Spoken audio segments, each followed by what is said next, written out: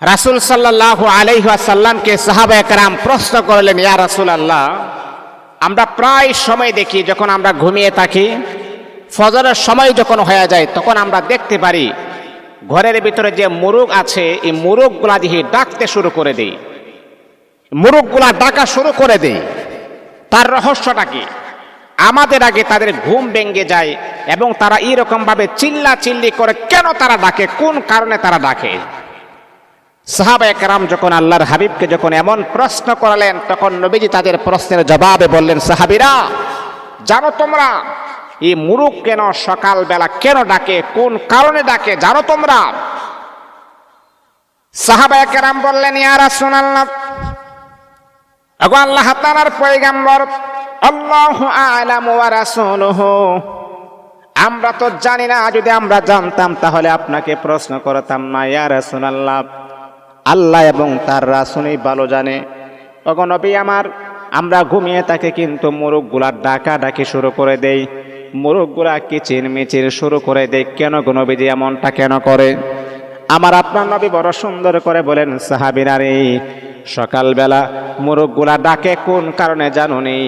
আল্লাহ পাকের রহমতের ফেরেশতাকে ওই মুরগগুলা দেখতে পারে, আর ফেরেশতাকে দেখার সাথে সাথে তারা ডাক শুরু করে দেয়।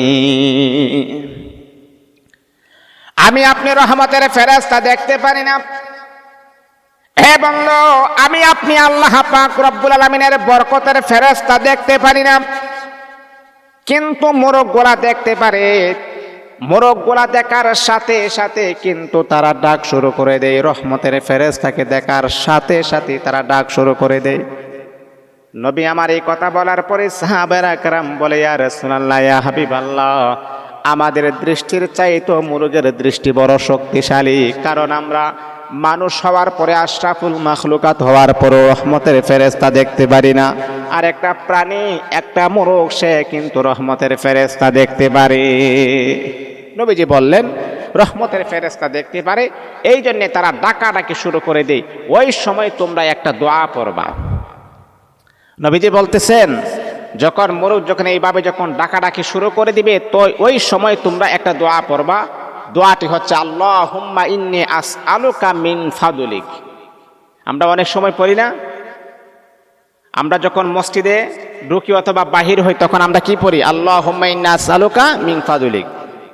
এই জন্য ওই সময় আল্লাহ নবী বলেন, ওই সময় তুমি দোয়াটা পড়বা, আল্লাহ পাক রব্বুল আলামিন, আমার আল্লাহ আপনার উপরে রহমত আর বরকত নাজিল করে দিবেন। আল্লাহু আকবার।